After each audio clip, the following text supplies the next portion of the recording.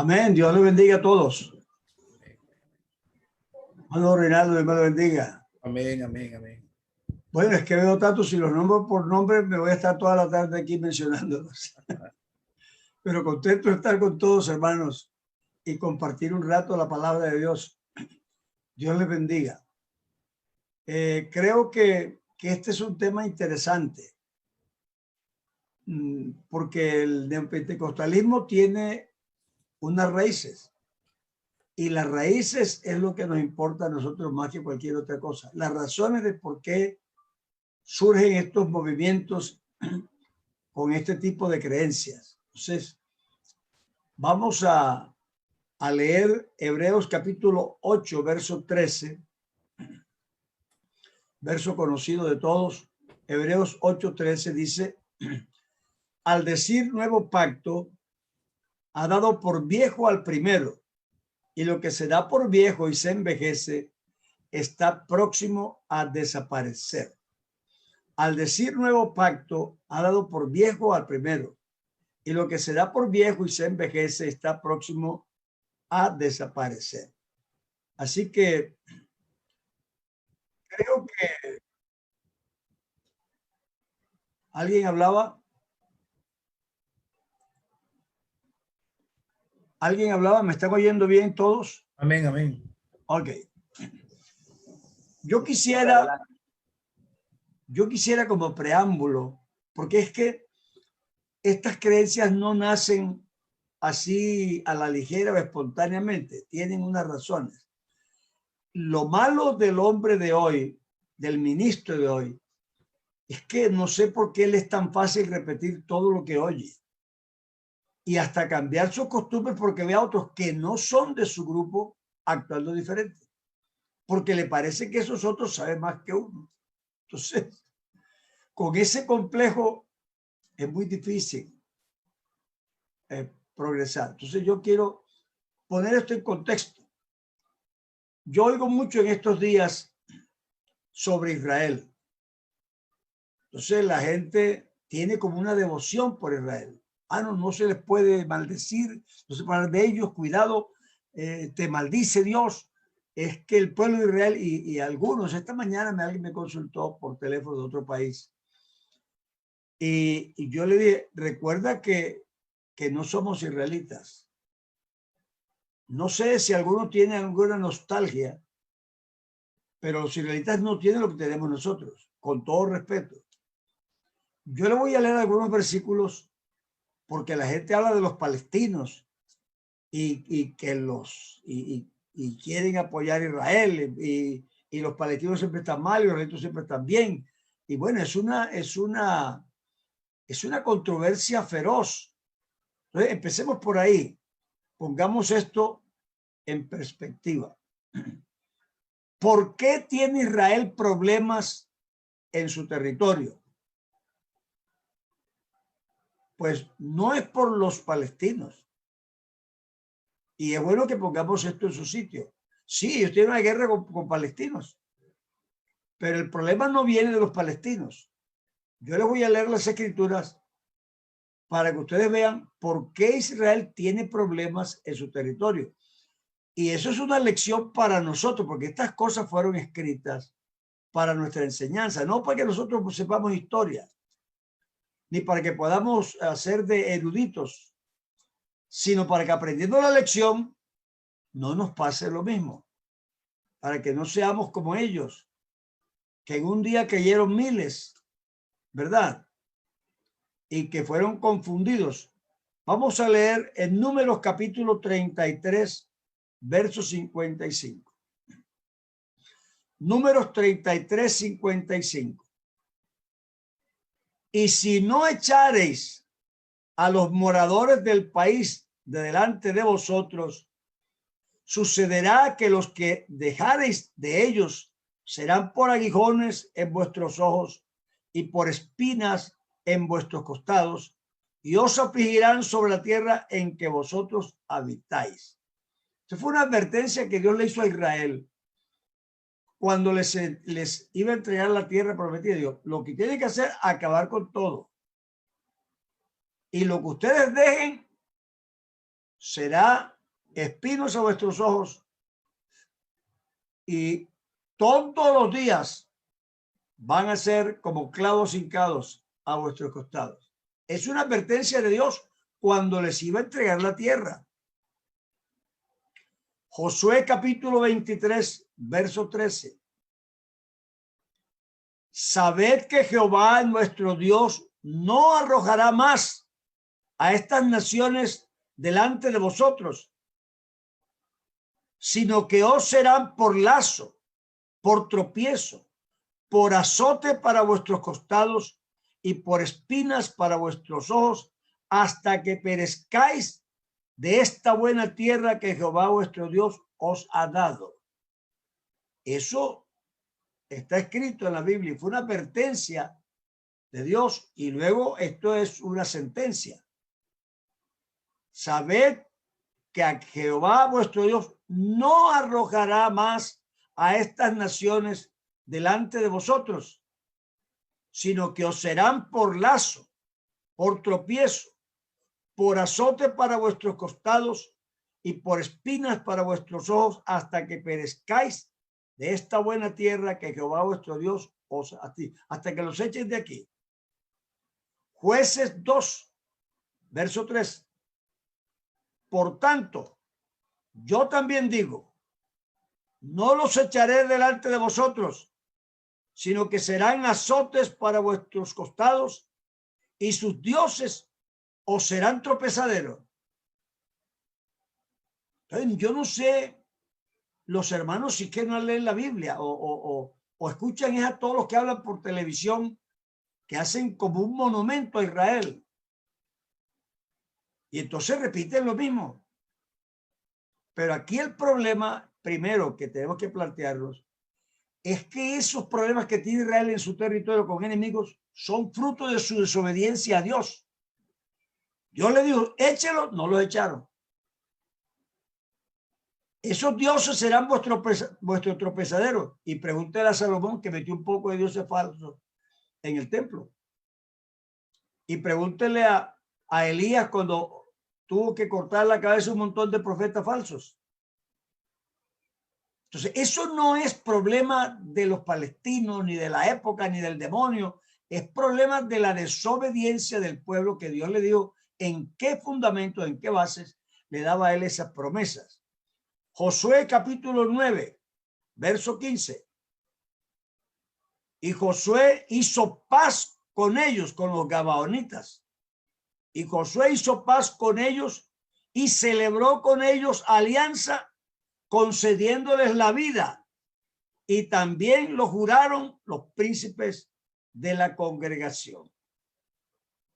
Así que ellos le dieron una mentira, venimos de lejos, este pan estaba fresco cuando salimos, sus zapatos estaban nuevecitos, y mire cómo están de acabados, los engañaron. Y dice, y no consultaron a Jehová. Y a raíz que no lo hicieron, entonces ellos cayeron en la trampa, hicieron pacto con los gabaonitas y después se dieron cuenta que eran sus vecinos. Y Josué hizo paz con ellos y celebró con ellos alianza, concediéndoles la vida, y también lo juraron los príncipes de la congregación. Primera de Samuel 15:9. Primera de Samuel 15:9. Y Saúl y el pueblo perdonaron a Agag y a lo mejor de las ovejas y del ganado mayor, de los animales engordados, de los carneros y de todo lo bueno, y no los quisieron destruir, mas todo lo que era vil y despreciable destruyeron. Vino palabra de Jehová a Samuel diciendo, me pesa haber puesto por rey a Saúl, porque se ha vuelto en pos de mí y no ha cumplido mis palabras. Y se apesadumbró Samuel y clamó a Jehová toda aquella noche. Algunos creen que porque le oren a Dios toda la noche, Dios va a cambiar de parecer. Yo creo que están equivocados. A Dios no le tuerce la mano nadie, ni con ayuno, ni con nada.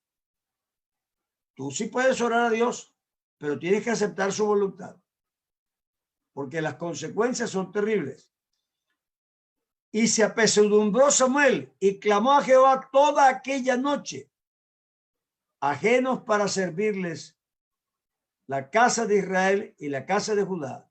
Invalidaron mi pacto, el cual había yo concertado con sus padres. Fíjate tú, aquí en este verso, dice, ajenos para servirles la casa de Jehová, de Israel y la casa de Judá. No le sirvieron a Dios. Invalidaron. Escucha lo que dice la palabra de Dios. Porque es que nosotros, ya te digo, hemos leído los libros, comentarios de otras personas y repetimos lo que ellos dicen. Pero el Señor dice, fueron ajenos para servirles a Dios, la casa de Israel y la casa de Judá. Invalidaron mi pacto. Invalidaron. ¿Qué quiere decir eso? ¿Qué quiere decir invalidar? Que no siguió, no valió más. Invalidaron mi pacto, el cual había yo concertado con sus padres. Y Jeremías 31:32. No como el pacto que hice con sus padres el día que tomé su mano para sacarlos de la tierra de Egipto, porque ellos invalidaron mi pacto, aunque fui yo un marido para ellos, dice Jehová. Entonces, yo quiero que usted entienda eso. Primero, el problema que tiene Israel, y eso lo digo porque esto tiene mucho que ver con lo que vamos a hablar, porque es que se están haciendo argumentaciones con base en supuestas verdades, porque Dios hizo pacto con ellos, pero los pactos todos tienen cláusulas de cumplimiento, todos. Y las promesas de Dios tienen condiciones. Toda esta tierra te voy a dar, es tuya. Y la que pise la planta, pero tienes que echarlos a todos. Tienes que destruirlo todo. Y no lo hicieron. Entonces digo, esas personas que ustedes no echaron, les van a apoyar los ojos toda la vida y le van a maltratar los costados y serán lazo para ustedes y tropezadero. Y sus dioses servirán de tropezaderos a su pueblo. Eso es lo que ha pasado. Y eso no es culpa de los enemigos, culpa de Israel, que no fue fiel a lo que Dios le dijo. Y dice, invalidaron mi pacto. Es decir, no le quitaron el valor que el pacto tenía. Porque el pacto era, no te harás imagen de cosa que esté arriba en los cielos ni abajo en la tierra. No te inclinarás a ellos, no las adorarás. Y ahí está en Éxodo 20. Entonces, hay unas condiciones, ellos invalidaron el pacto. Cuando Dios dice que Él va a cumplir, no es porque ellos se lo merecen, sino porque Dios es fiel a lo que dice. Así que no es que Israel es tan bueno que Dios le bendice porque es bueno, no. Lo que pasa es que Él dice, no por ser vosotros los más grandes ni los mejores, sino porque Jehová cumple las promesas hechas a los padres. Pero en este caso, y vuelvo y digo para que usted entienda la profecía que usted quiere interpretar, porque si tiene esto en cuenta, su escatología le va a variar. La gran tribulación es un fuego purificador para Israel, porque le van a renovar el pacto, pero a través de una purificación dolorosa. Así que la iglesia no pasa por eso nunca. No tenga miedo de ponerse la vacuna, es que porque le ponen un microchip, usted no va a estar aquí con el anticristo. Así que si se lo ponen, se perdió el chip. Porque al anticristo no le va a servir para nada. Así que no sean niños, no se deje enredar. Entonces, nosotros tenemos que tener claro cuál es la situación allá y por qué. Y por qué viene la gran tribulación. Dice la Biblia que esa tribulación vendrá sobre tu pueblo, sobre el pueblo de Daniel, no sobre el tuyo, ni sobre el mío. Sobre tu pueblo, Daniel, el de Daniel. Y habrá tiempo de angustias como no lo hubo nunca antes, ni la habrá después. Pero eso es para tu pueblo Israel, para tu pueblo, no para nosotros, pueblo Judá, Israel. Entonces, fíjate tú cómo poniendo las cosas en su sitio empezamos a entender hacia dónde nos lleva Dios y qué nos corresponde a nosotros. Entonces, ¿por qué toco con el neopentecostalismo esta introducción? Porque el neopentecostalismo es un nuevo judaizante y se fundamenta en verdades falsas que provienen de ideas como han hecho, que han renovado el Antiguo Testamento en los grupos de alabanza, porque los judíos tenían un grupo de levitas cantores. Nosotros tenemos que tener un grupo de levitas cantores, pero la Biblia no dice en el Nuevo Testamento nunca que hay que tener un poco de levitas cantores.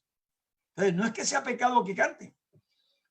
Lo que es raro es que nosotros vemos esa dimensión interpretativa que no tiene. Eso salió en unos libros en la época que Marcos Witt estaba en su apogeo y se llamaba Restaurando el tabernáculo caído de David, otra doctrina falsa. Y es judaizante. Entonces, todo esto nos entra a nosotros porque estamos desubicados. Repetimos lo que otros dicen y nos dice un versículo aislado y dice, claro, hermano, es que la Biblia dice. Sí, pero la Biblia dice 40 versos más que aclaran ese que tú crees que dice otra cosa. Dios sí prometió, hizo una promesa al pueblo y Dios hizo un pacto con ellos, pero ese pacto tenía condiciones. Y el peligro más grande era ese. Jehová les dijo, cuando entres a la tierra que Jehová tu Dios te da por heredad, no te olvides de Jehová tu Dios. Cuando tengas casas que no construiste, viñas que no plantaste, graneros que no llenaste, no te olvides de Jehová tu Dios. Por eso, porque les prohibieron casarse con las mujeres de esos pueblos, no era porque el matrimonio en sí fuera pecaminoso, sino porque ellas llevarán vuestro corazón detrás de vuestros dioses. Eso es lo que dice la Biblia. La advertencia era por eso. Y lo que le preocupaba a Dios, y se los hizo saber, es que ellos se fueran detrás de esas creencias y cambiaran la propia, la que Dios les había enseñado. Cuando Dios escogió a David en lugar de Saúl, no lo escogió porque David fuera perfecto según el corazón de Dios. Era porque David, en cuanto a lo que Saúl no hizo, sí era un varón como Dios lo quería. Saúl no hizo lo que Dios le mandó y me buscaré un varón que hará todo lo que yo le ordene. Refiriéndose a eso, no a todo. David cometió su pecado y David hizo barbaridades. Pero en cuanto a que Dios lo mandó a hacer una cosa y eso fue lo que hizo, eso sí fue verdad. Entonces, digo esto porque hay que contextualizar lo que hablamos para saber cuáles son los hilos y las corrientes subterráneas que han venido corriendo desde tiempos inmemoriales y las que se tratan de colar en la iglesia para pervertir, dice Pablo, y no cedimos ni un ápice a los que entraban encubiertamente para espiar nuestra libertad. Y usted tiene que tener cuidado, porque como suena bíblico y como suena verdad que Dios como que les dijo eso, porque ignora otras escrituras que nivelan la enseñanza, entonces terminamos enredados. Entonces yo les suplico que volvamos aquí. Volvamos al texto que leímos. Al decir nuevo pacto, ha dado por viejo el primero. El primero, además que ellos lo invalidaron, porque no lo cumplieron. El Señor dijo, haré un nuevo pacto. No como el primero, porque sus padres invalidaron mi pacto. Lo hicieron obsoleto. No les sirvió de nada. Vienen días, dice el Señor, en que haré un nuevo pacto con ellos. Les quitaré el corazón de piedra y les pondré un corazón de carne.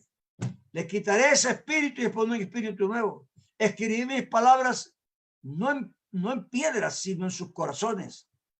y yo estaré en medio de ellos y ellos serán mi pueblo y yo seré su Dios. Ese es el nuevo pacto. Y cuando se dice el nuevo pacto, ¿para qué uno nuevo si el primero va a seguir vigente?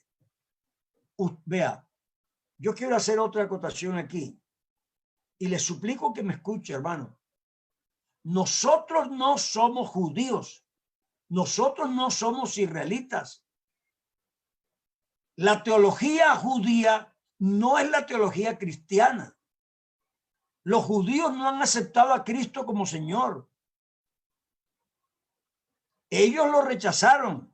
A los suyos vino y los suyos no lo recibieron y no lo han recibido. Entonces no sé por qué usted va y que voy a ver cómo lo practicaban los hebreos.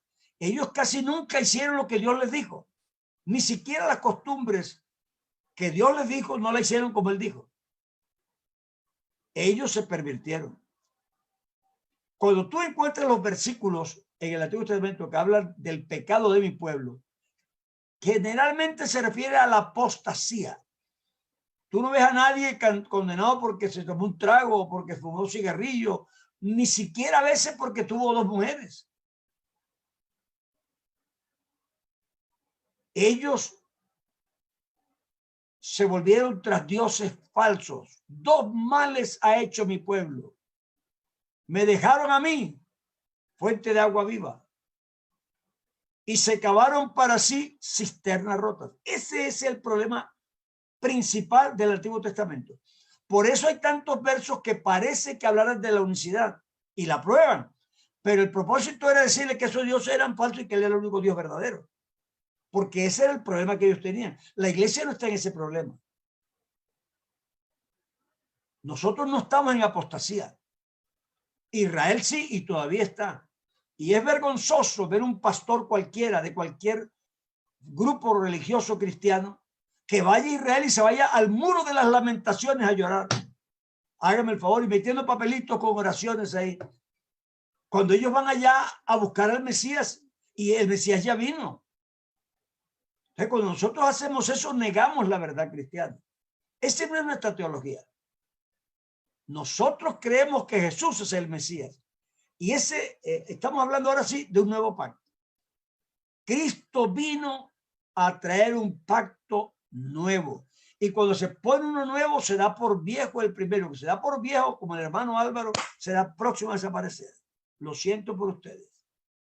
Pero que me toca, me toca. Esto ya no está lejos. Porque la vida es así. ¿Usted cree que 14 añitos más? Yo tengo 90, imagínese usted, 90. Entonces, si yo me pongo a fabricar esperanzas falsas, me equivoco. Ojalá que me muera y no me dé ni cuenta, porque es que eso es siempre como difícil, ¿verdad? Siempre tiene su dificultad. Pero esa es la realidad. Entonces, nosotros tenemos un pacto nuevo. Y ese pacto no es de teología judía. Es de teología cristiana. Empezando porque siempre que un judío lea la Biblia y tenga que interpretar una profecía que tenga que ver con Cristo o con el reino de Cristo, tendrá que decir otra cosa que usted no dice. Porque su teología no acepta que Cristo es el Mesías. Me compré un libro, hermano, escrito por el rabino. Bótenlo. A menos que usted tenga suficiente conocimiento para saber lo que es falso. Y será un 90% falso. Yo tengo una Biblia aquí que se llama Biblia Ecuménica. Me la regalaron hace 49 años en Málaga cuando salí de allá para Madrid. Y se llama Ecuménica no por el texto es el mismo, pero porque tienen los diferentes comentarios de las diferentes corrientes cristianas y judías. Y entonces el comentarista dice, Pablo ni conocía las costumbres hebreas porque dice que es indecoroso, deshonroso para el hombre orar con la cabeza cubierta. Y usted ha visto a los judíos con la kipá puesta. ¿Y usted cree en eso? Yo últimamente me asombro porque a las hermanas les hacemos tener el cabello largo y no se lo pueden cortar.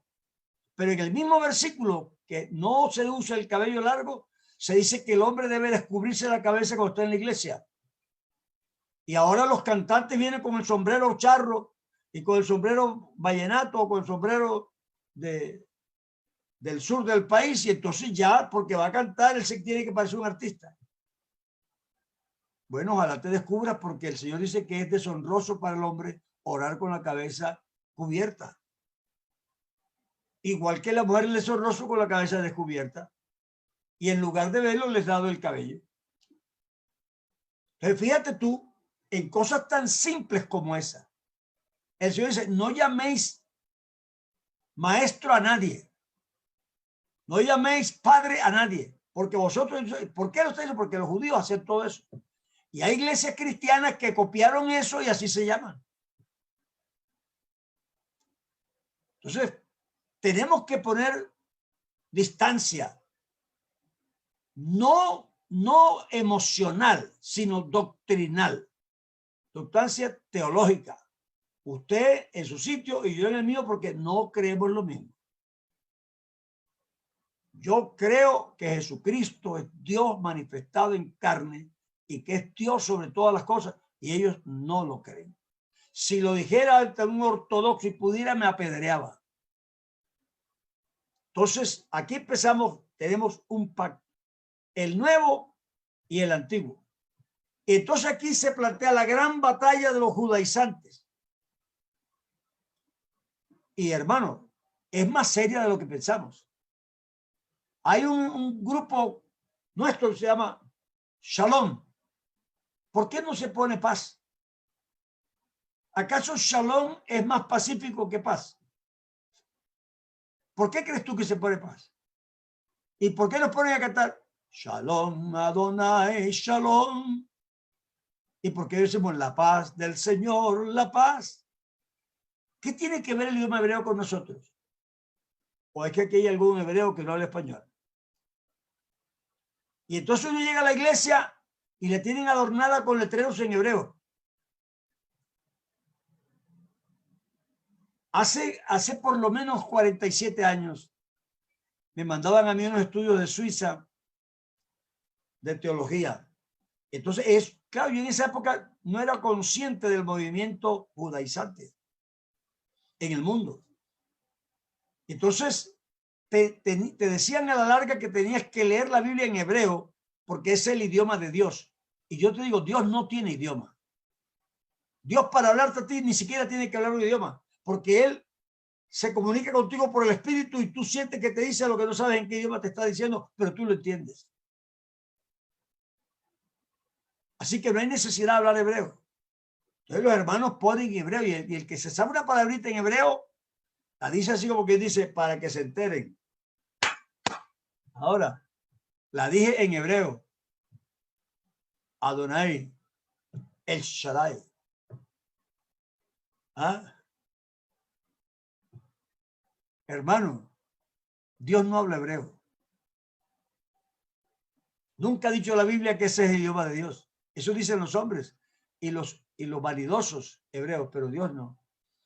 Entonces, nos metieron el idioma hebreo y entonces tú ves las iglesias, algunas pues, con cosas hebreas, y entonces en el púlpito el candelabro de oro. El candelabro es un símbolo del Antiguo Testamento, pero ya sabemos que son las 7 iglesias, son las iglesias. El candelabro no nos interesa para nada, como figura propia, pero nosotros nos sentimos como elegantes porque ponemos un candelabro. Y hacemos una clase bíblica, o sea, y los 10 mandamientos, 2 tablas de piedra. Yo no estoy diciendo que eso sea pecado, pero estoy mostrando a ustedes cómo hay una influencia judaizante en nosotros sin darnos cuenta. ¿Me comprende lo que quiero decir? Entonces nosotros necesitamos liberarnos de eso. La música, por ahí hasta había un himno que es el himno de Israel, pero con letra cristiana. Hermano, no entiendo yo por qué esa devoción por los judíos, por un pueblo que rechazó a tu Dios. por un pueblo que no ha aceptado hasta el día de hoy que Jesucristo es el Mesías. Nosotros sí lo respetamos como seres humanos y como pueblo, sí. Y si le podemos hacer un favor, se lo hacemos. Yo se lo haría. Pero eso no quiere decir que yo esté de acuerdo con sus pensamientos, ni que admire su teología, porque no la admiro. Yo estaba sacando por ahí una colección de las creencias que pululaban entre los hebreos. No creían en la resurrección algunos.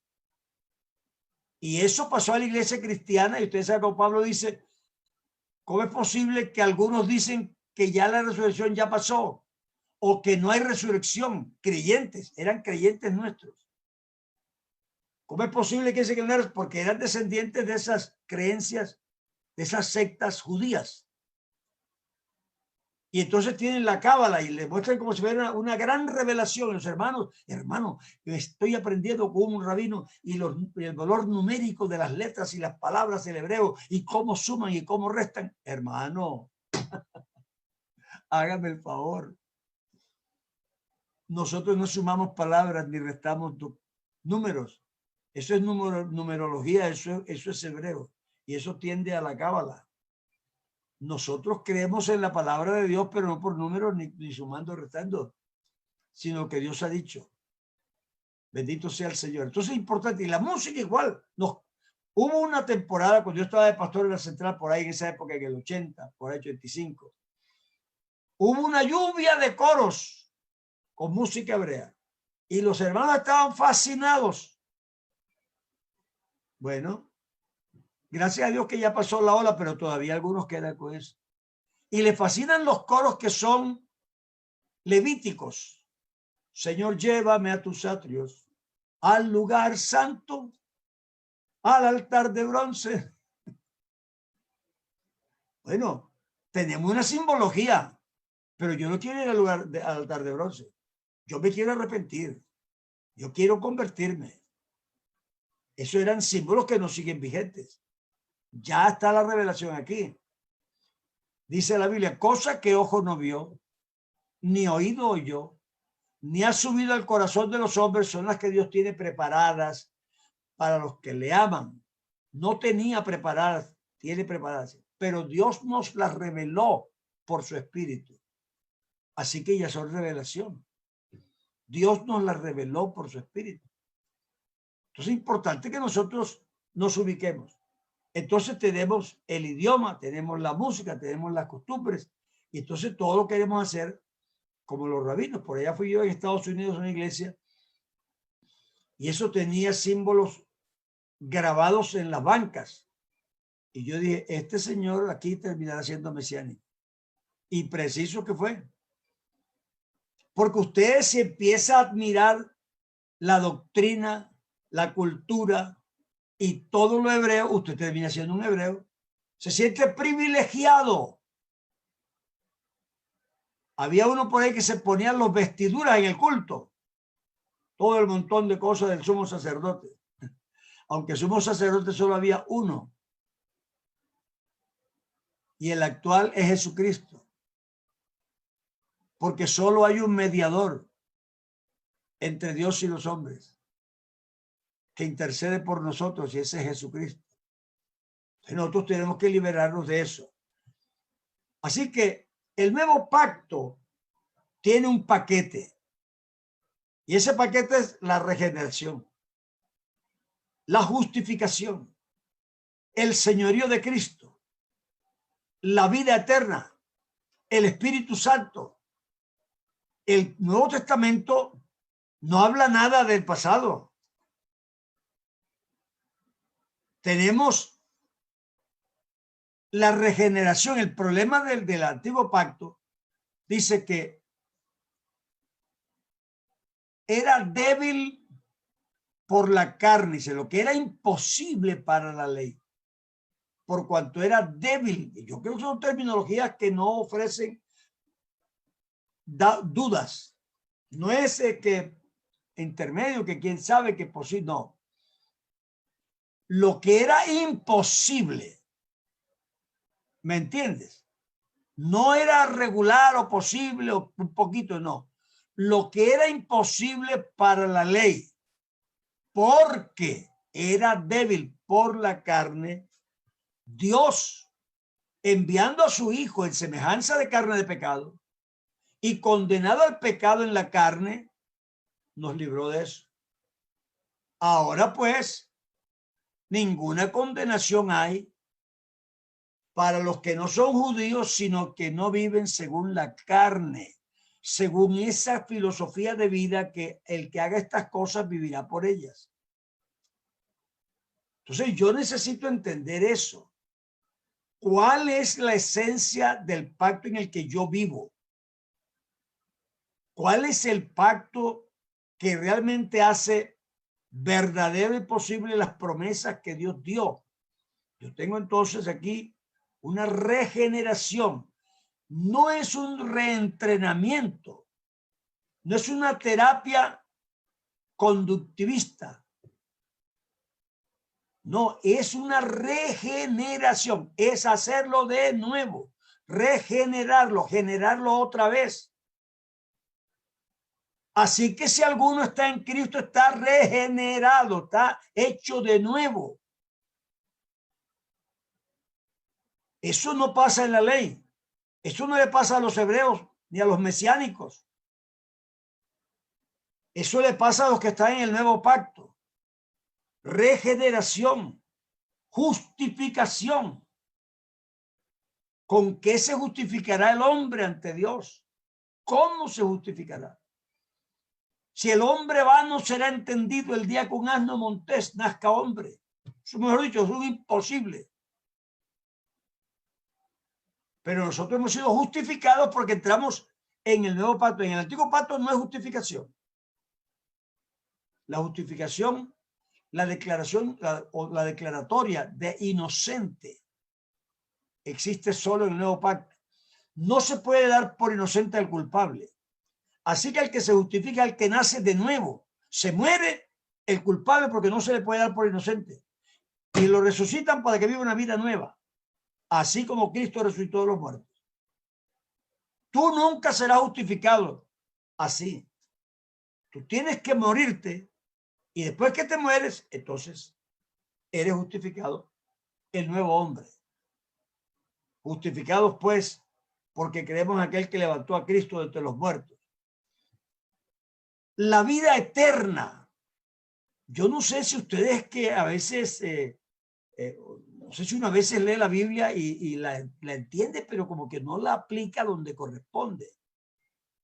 Porque la Biblia dice que Jesús, no Moisés, no Daniel, no Abraham, no Elías, no Eliseo, Jesús sacó a la luz la vida y la inmortalidad. Así que eso no estaba dado en la luz. Eso lo sacó Jesucristo. Jesús sacó a la luz la vida y la inmortalidad por el evangelio, no por guardar la ley, no por la ropa que te pones, no por la simbología levítica, no por el idioma hebreo, no por los cantos hebreos, no por la formalidad hebrea, el cual sacó a la luz la vida y la inmortalidad por el evangelio. ¿Y qué es el evangelio? Que Cristo Jesús vino al mundo para salvar a los pecadores. Él dio su vida en rescate por nosotros. Se hizo pecador por nosotros. Se hizo pecado por nosotros. Se hizo pobre por nosotros. Para que nosotros pudiésemos ser salvos en él. Entonces, esto es una cosa importante porque es el fundamento mismo del cristianismo. Luego viene Pentecostés. Y Pentecostés desarrolla el cristianismo con sus diversas tendencias. Si después de Pentecostés empieza a desarrollarse el cristianismo. Pero si ustedes leen la palabra de Dios, desde los hechos hasta las epístolas, es decir, los primeros 100 años del cristianismo, esa es una lucha permanente. Dice Pablo, hasta Pedro. Pablo dice, hasta Pedro fue llevado a tropezar en eso. Y cuando no estaban los judíos, comía con todo, y pero llegaron, se apartaba. Y tuvo que decirle, Pablo, tú eres un hipócrita. ¿Cómo es posible? Hermano, respete que es un apóstol. Aunque sea apóstol, la hipocresía es hipocresía para el que sea. No tiene nada que ver. Yo creo que es una lástima que algunos están declarando apóstoles para ellos decir que tiene una autoridad contra la cual nadie puede levantarse. Pero Pablo dice, si yo o alguno de nosotros le predica otro evangelio que no sea el que Dios nos dio, sea anatema. Y esa palabra es grosera, dura, ¿sí o no? Sea anatema. Apóstol o no, tiene nada que ver con el título que tiene que ver con lo que dice. Así que el cristianismo después de Pentecostés empieza a desarrollarse. Pero Pablo tiene una advertencia y la mencionó un hermano hace poquito. Yo sé que después de mi partida se levantarán lobos rapaces, fíjense cómo los llama, lobos, que no perdonarán el rebaño. ¿Y en qué se notará? En que traen doctrinas perversas, doctrinas equivocadas, doctrinas erróneas, doctrinas que no consultan la verdad, que no comulgan con lo que Cristo enseñó. Eso no es ahora en el año 2021. Pablo dijo, después de mi partida, dice que eso hace 2000 años arrancó. Si tú lees la Biblia, te das cuenta que desde esa época había doctrinas paganas que se querían introducir en la iglesia. Y tanto que el apóstol dice, si alguno no trae esta doctrina, ¿cuál doctrina? La que Jesús es venido en carne. Perdónenme los hebreos, con todo el respeto. Pero la Biblia dice, si alguno no trae esta doctrina de que Jesús es venido en carne, no le llaméis hermano. No le llaméis hermano. Dice, y es anatema, es anticristo. Tú no puedes cambiar eso, eso está en la Biblia. No le digáis hermano ni lo invitéis a la casa. ¿Por qué? Porque no es un hermano. Jesús explicó quién era el hermano. Los hermanos son los que hacen la voluntad de mi Padre que está en los cielos, que guarda su palabra. Si no, no quiere decir que son enemigos, pero no son hermanos. Hermanos tienen que ser el mismo papá y la misma mamá. Y tenemos padres distintos y madres distintas. Entonces, después de los años entre el 50 y el 90, empieza a desarrollarse lo que ha sido llamado el neopentecostalismo. Eso de los años 50 para acá empezó a tomar fuerza mezclando, porque fíjese usted, neopentecostalismo. Es pentecostalismo, pero de una especie nueva. Entonces ahí donde tenemos que tener mucho cuidado, porque este neoliberalismo, el neopentecostalismo, trata de mezclar lo viejo con lo nuevo. Y Jesús dijo, no se pone vino nuevo en odres viejos. No se pone remiendo nuevo en ropa vieja. Estas dos cosas no se pueden porque la una destruye la otra. Eso no se puede hacer. No trate usted de hacer, y que no vamos a hacer un sincretismo aquí. Vamos a una mezclita, una buena mezclita. Bueno, la Biblia dice que no. No se puede mezclar porque se rompe el odre viejo con el vino nuevo. Entonces, este movimiento neopentecostalista que sobre todo entre los años 70 y 80, esa década, cogió mucha fuerza, trata de forzar el vino nuevo en los odres viejos. Y eso no les va a funcionar nunca. Han tomado elementos de la filosofía oriental. Ve, hermano, cuando yo llegué a Colombia de España, alguien me regaló un libro que se llama La Cuarta Dimensión. Estaba de moda ese señor show. Eso estaba de moda. Yo no lo veo mucho, pero cuando llegué a eso, todo el mundo hablaba de show, que tenía la iglesia más grande pentecostal. Y la gente cree que porque tiene una iglesia grande, entonces ya tienen la verdad. Pues entonces siguen al Papa, que tiene la iglesia más grande de todas. Porque si se vamos por la cantidad de personas que tiene, hermano, ese hombre sí tiene seguidores. ¿Qué nos pasa a nosotros? Que predicamos la verdad y los hombres no aman la verdad. Esa es la condenación. Entonces, estas personas han tomado filosofía oriental y la han querido incrustar en el cristianismo. Esta mañana estaba viendo un programa, una cadena creo que era española o por ahí. Y entonces me daba risa porque eso es lo que esa persona trata. Entonces la gente habla del pensamiento optimista. Diga yo si puedo, levántese con ilusión, con ganas de trabajar. Claro que eso psicológicamente no está mal. Pero la paz que Dios da no es como el mundo la da. No es con palabritas y lemas, que hoy día se usan mucho los lemas.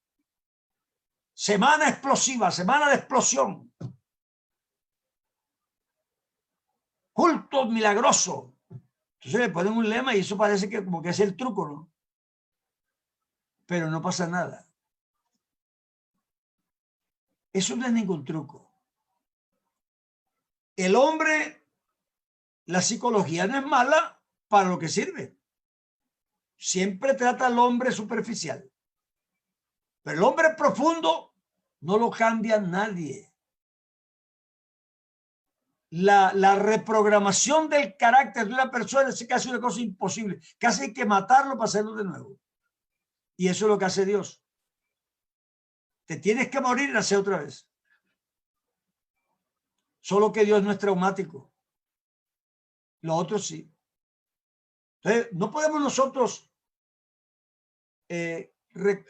recurrir a las herramientas ajenas para arreglar los problemas propios nuestros, cuando Dios nos ha dado a nosotros nuestras herramientas.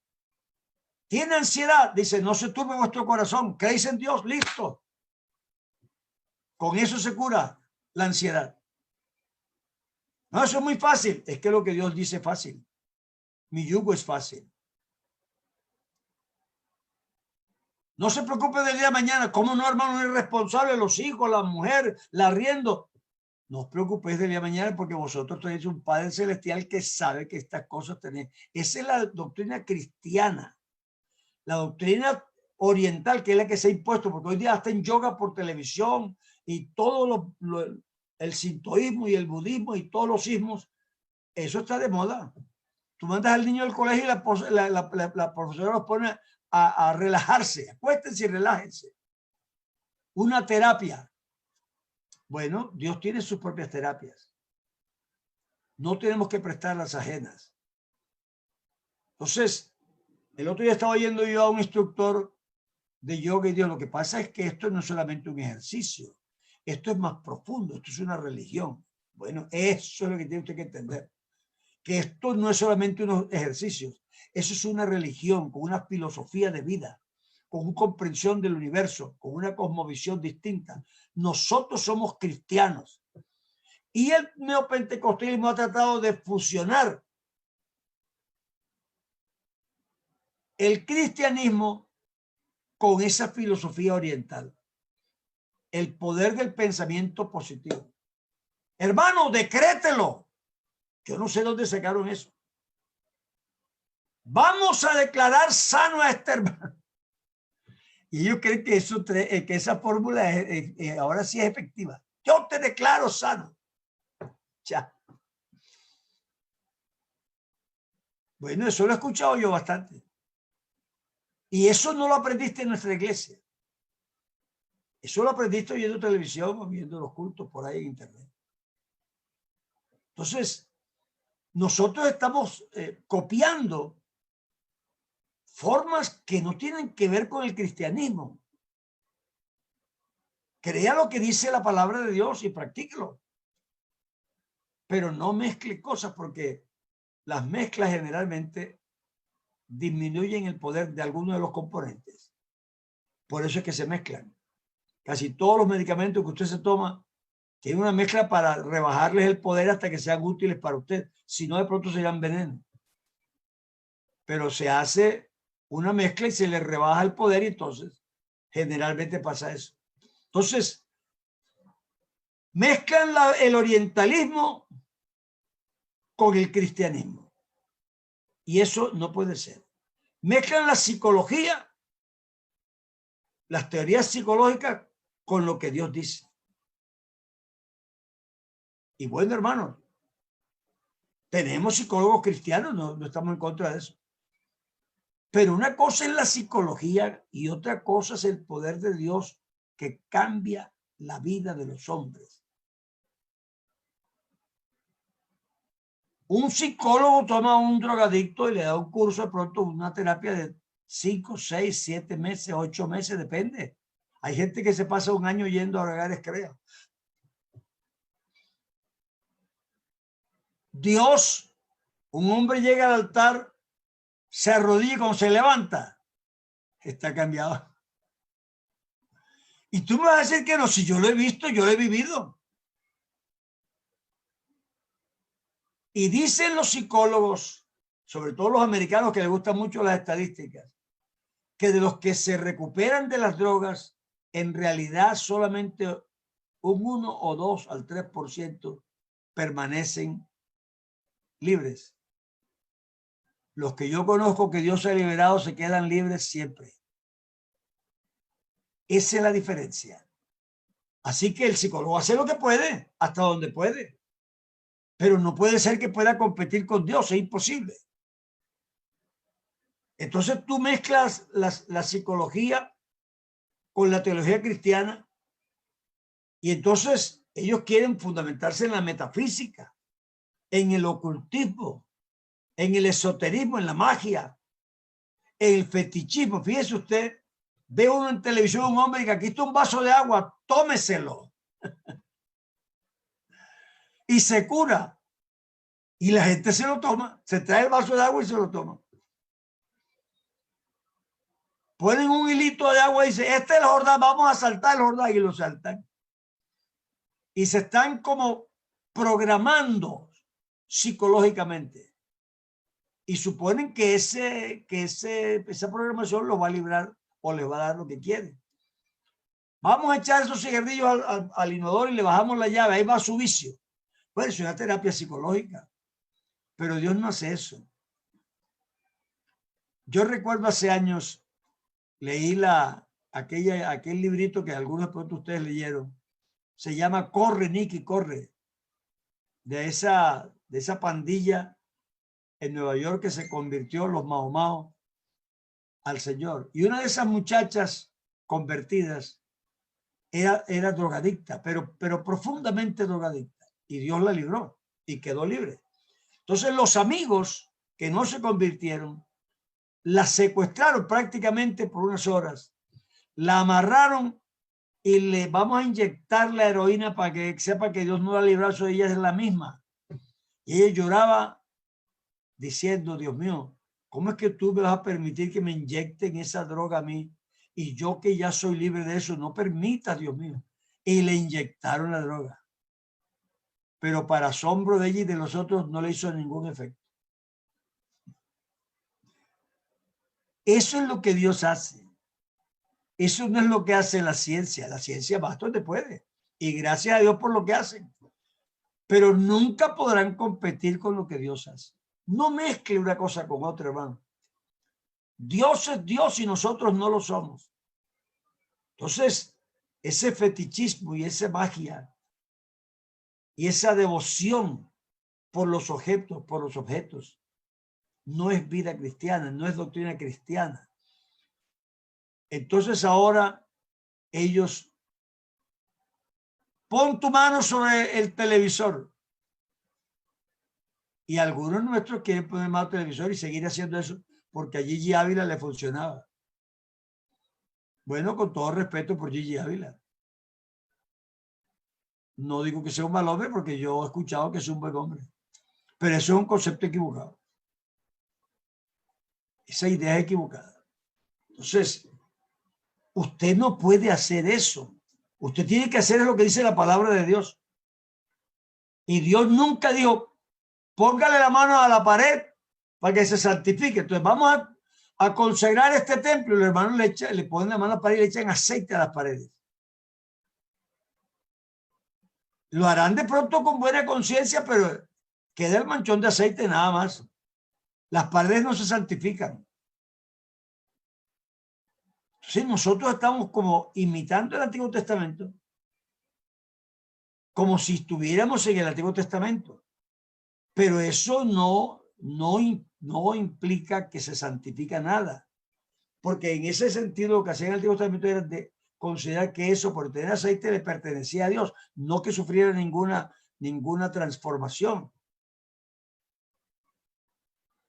Entonces nosotros necesitamos liberarnos, porque el nuevo pentecostalismo eso es lo que enseña. Ellos han mezclado las ideas que no son cristianas y produce un fuerte dualismo entre el reino de Dios y de las tinieblas. Es decir, lo convierte en una guerra espiritual. Por ahí había un libro que se llamaba La Guerra Espiritual. La señora, una tal Rebeca, creo que era, que se llamaba. Yo nunca lo leí. Porque el solo título ya me dice a mí que es falso. Pero lo peor es que esa señora casi todo lo que aprendió lo aprendió de un demonio. Entonces yo no sé cómo un cristiano o un predicador le va a aceptar a una señora que se sentó en un avión y el hombre que iba al lado de ella era un sacerdote satánico. Y el sacerdote satánico le dijo que estaban ayunando para que se perdieran los hijos de los pastores. Y los hijos de los pastores asustados y los padres también.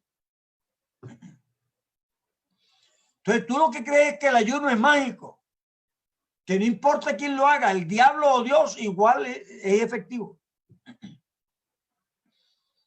Y tú crees que si yo me arrodillo aquí y le pido a Jesucristo que me guarde mis hijos, y un endemoniado se arrodilla al lado mío y le dice al diablo que se lleve mis hijos, que el diablo le oye más a él que mi Dios a mí. ¿Tú crees eso? Entonces, hermanos, los diabólicos están orando para que nuestros hijos se pierdan. Y nosotros estamos orando para que se salven. Y resulta que el diablo los oyó a ellos y se pierden y Dios no nos oyó a nosotros y no los salvamos. ¿Tú puedes creer eso? Tenemos que poner esta cosa en orden. Entonces esa señora le dijo a la doña Rebeca que él era confidente con Dios. ¿Qué tal? El diablo amiguísimo de Dios, que Dios le cuenta sus secretos. Y le dice, yo pienso poner a Álvaro en tal puesto. Y que Dios que le cuenta al diablo sus secretos y entonces el diablo sale corriendo para evitarlo. Unas doctrinas y unas teorías ridículas desde el punto de vista cristiano. A menos que tú creas como los mormones, que Jesucristo y el diablo son hermanos gemelos. Si tú crees eso, hermano, entonces sí tenemos que ver cuál es tu creencia. Entonces, no es posible que yo lea un libro así y me diga que todo lo que ella sabe es que se lo preguntó un endemoniado y el endemoniado le contestó todo eso y ella le creyó todo lo que el diablo le dijo.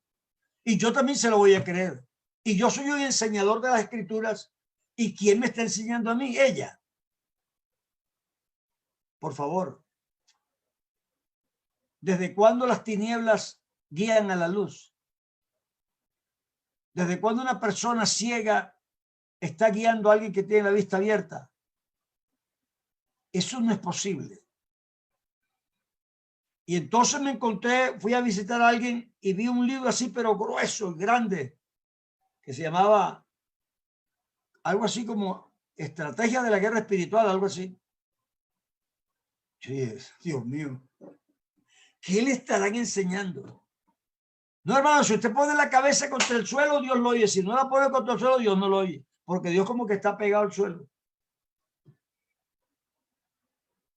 Usted no se da cuenta que poner la cabeza contra el suelo era una costumbre hebrea.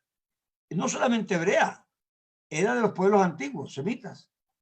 Así se saludaban. Así saludaban a los señores, a Dios, a todos. Eso no era... Pero ¿qué dijo Dios? Este pueblo de labios me honra, pero su corazón no se arrodilla nunca. Y él dice, lacerad vuestro corazón y no vuestros vestidos, porque se echaban ceniza, se ponían saco. Y hay personas hoy día que quieren echarse ceniza y saco para hacer disque arrepentimiento. Todo eso son desviaciones. Y el neopentecostalismo va por ahí. Va por ahí. Así que ellos montaron esto de la guerra espiritual. Pero hablan de lo que no saben y de lo que no entienden. La Biblia dice,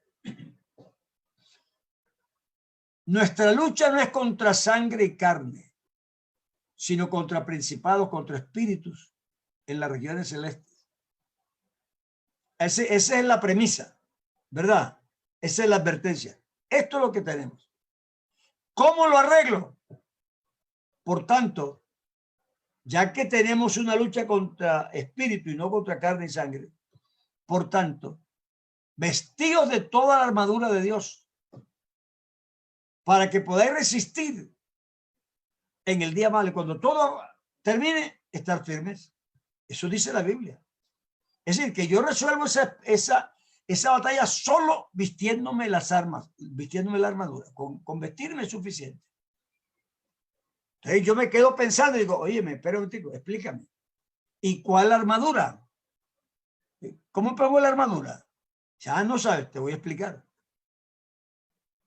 El yelmo de la salvación, el casco de la salvación. Eso es una convicción. No es un casco físico, es una convicción. El yelmo de la salvación. La espada del Espíritu, que es la palabra de Dios, tampoco. La coraza de justicia. El escudo de la fe. Los zapatos del evangelio. Fíjate que no son cosas físicas ni prácticas, son creencias.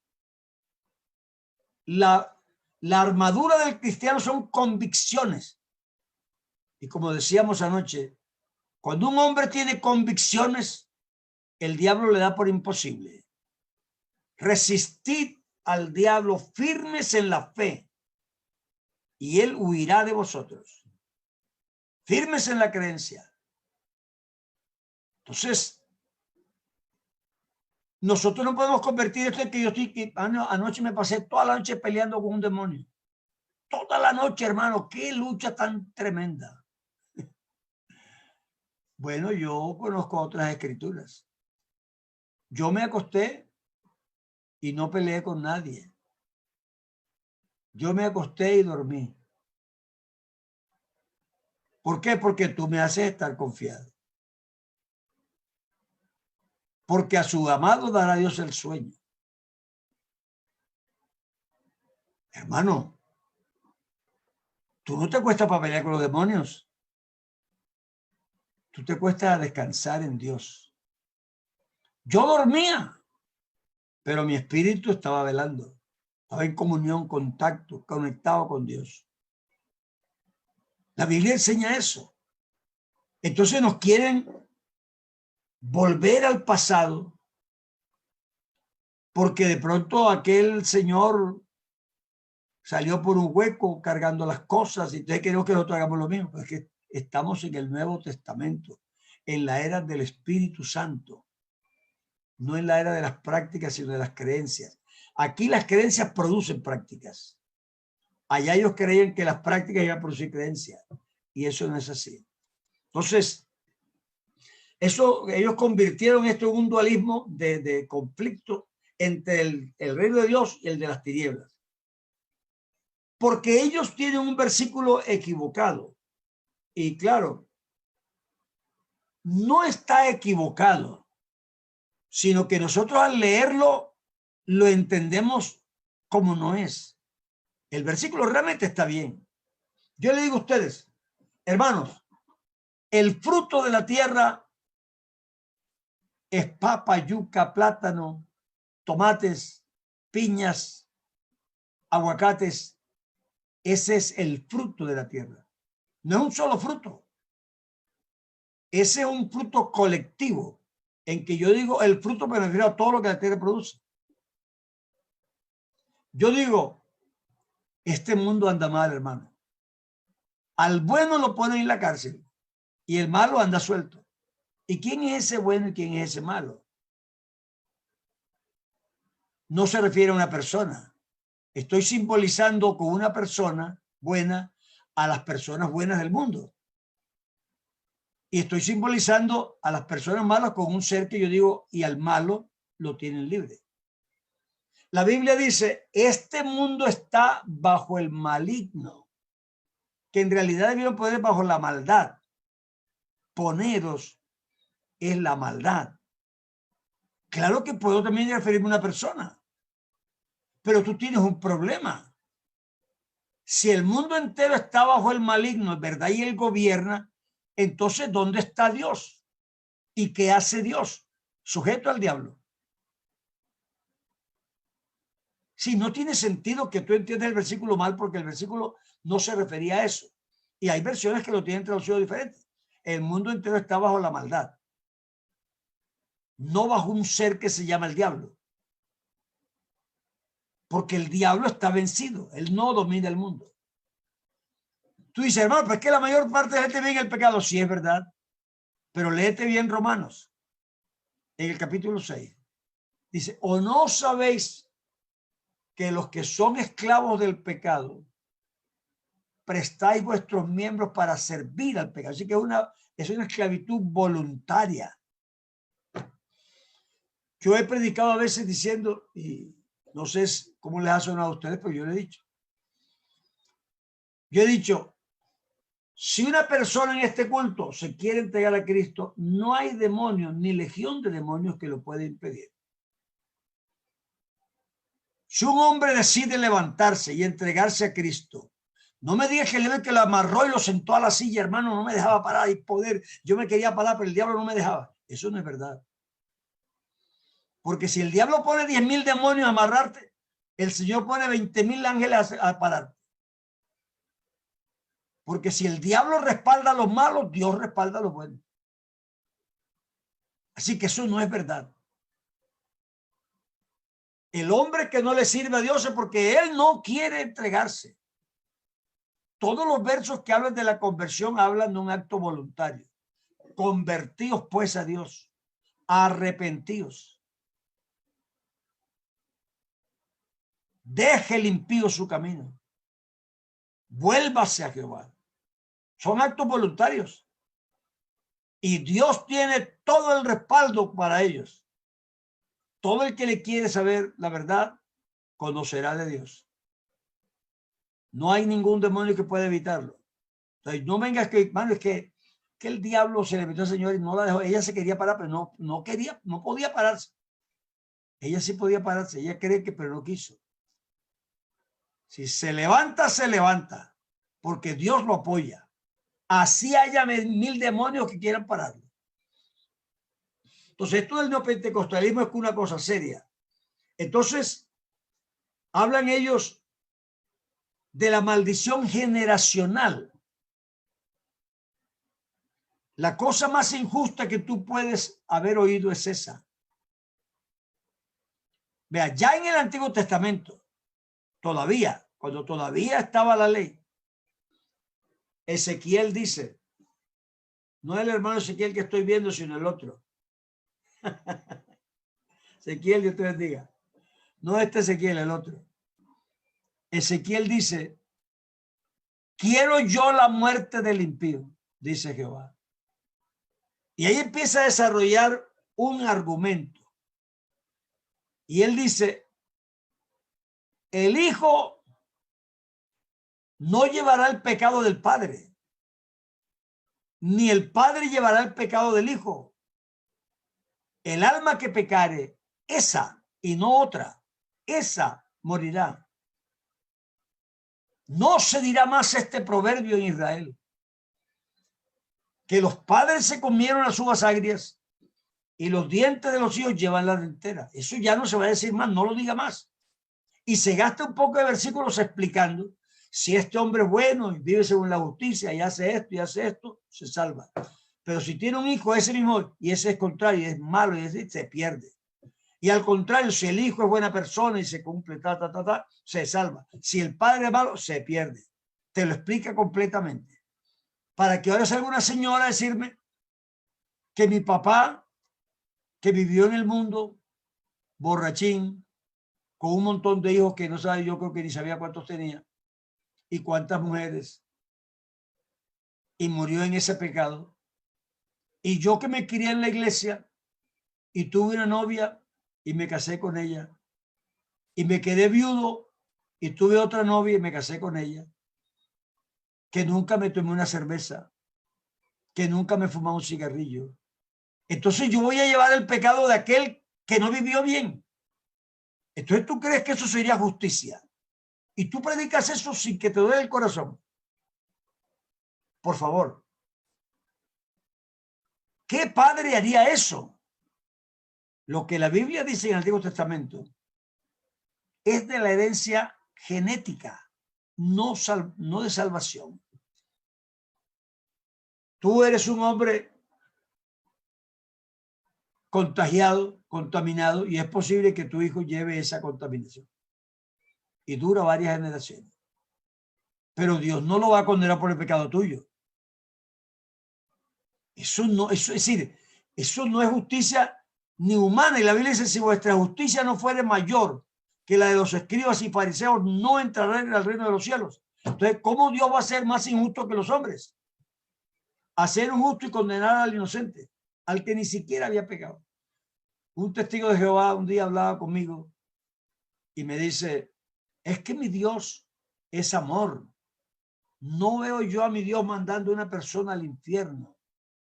Yo le digo, no, el Dios que tú predicas no es amor. El Dios que tú predicas es muy cruel. ¿Cómo? Sí, señor. Porque la doctrina de ustedes dice que cuando una persona se muere, el polvo vuelve al polvo y ya no es nada, sino parte de la tierra. Y el espíritu no existe, sino que es un hálito. Y esa respiración se fue en el aire ya. Así que no existe el hombre, se perdió. Así que si hay una resurrección, ya no hay resurrección, una recreación. Si yo creo otra persona nueva y le pongo el nombre del que se murió, pero esa persona nueva nunca cometió una falta, pero yo le cargo la falta del otro que se murió y lo mando y lo aniquilo. ¿Tú crees que eso es justicia? ¿Qué bondad? Por lo menos el que yo creo castiga al impío. Nosotros, hermanos, tenemos que tener claro en qué creemos y qué es lo que realmente predicamos. Esa de maldiciones generacionales y las, sobre todo yo veo que muchas hermanas que hablan así y verdad, sanamente, ingenuamente creen que eso es así. Y si alguna ha cometido una falta alguna vez en su juventud, algo que nadie sabe, pero que ella sí lo sabe, ella cree que así como se le murió el hijo a David, a ella se le va a morir porque pecó. Pero tú no estás en el Antiguo Testamento. Y la situación que vivimos no es la misma. Y entonces uno tiende a tener unas ideas que no son verdaderas. Bueno, eso es lo que significa el neopentecostalismo. La guerra espiritual, la maldición generacional, los creyentes endemoniados. Hermano, Jesús dice que las tinieblas y la luz no se comprendieron. Es decir, no pudieron convivir. Donde entra la luz, se van las tinieblas. Si hay tinieblas, no hay luz. Eso hasta físicamente es así. Entonces, ¿cómo tú me vas a decir a mí que una persona que tiene a Cristo adentro tiene un cuartico para el diablo también? Entonces, una de dos.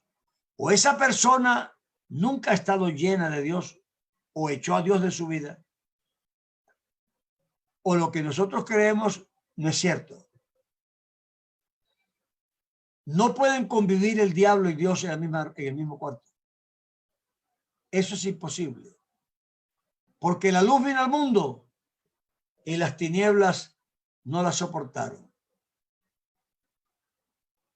Y el que anda con Cristo no anda en tinieblas, sino que tiene la luz de la vida. Dios es luz. Si estamos en luz como Él está en luz, tenemos comunión los unos para con los otros. Y la sangre de Jesucristo, su Hijo, nos limpia de todo pecado. Entonces, no es posible que yo crea que alguien que se fue lleno del Espíritu Santo, alguien que recibió el Espíritu Santo, que hermano, le eché un demonio que se le quedó ahí. ¿Tú crees que el Espíritu Santo entra en una persona y el demonio se queda dentro? ¿Cómo te explicas tú eso en tu razonamiento? Entonces, alguna escritura que tú hayas entendido así, a mí me da risa porque es que los judíos sí tenían un poco de ideas totalmente equivocadas. ¿Se acuerdan cuando Jesús sanó al ciego de nacimiento? Aquel que escupió en tierra, le hizo lodo y le puso en los ojos y lo mandó a lavarse y vio. ¿Cuál fue la pregunta de los discípulos? Ellos preguntaron, Señor, ¿quién pecó? ¿Este o sus padres para que naciese ciego? Es decir, que según ellos, esa había la posibilidad de que ese muchacho hubiera pecado antes de nacer. Como feto, un feto pecaminoso. ¿Quién sabe qué maldad hizo ese feto? Le hizo cosquillas a la señora en la barriga. Eso es un absurdo total. ¿Quién pecó, este o sus padres, para que naciese ciego? Y entonces nosotros admiramos a estas personas que no han entendido el evangelio como si fueran la medida del bien y del mal. Y no lo son. En este momento, si tú no les predicas el evangelio a los judíos, se van a perder. No tienen nada que ofrecer en este momento. Dios les va a dar otra oportunidad, pero después de una gran tribulación. En este momento, si verdad amas a Israel, predícale el evangelio a los judíos. Si verdad tienes ese amor. Porque la única cosa que los va a salvar es Jesucristo. Jesucristo no dijo, yo soy el mejor camino. Ni dijo, yo soy un gran camino. Dijo, yo soy un camino muy lindo, mejor que otros. No, él dijo, yo soy el camino. No hay otro. Yo soy el camino. Nadie, y nadie quiere decir nadie. Nadie viene al Padre sino por mí.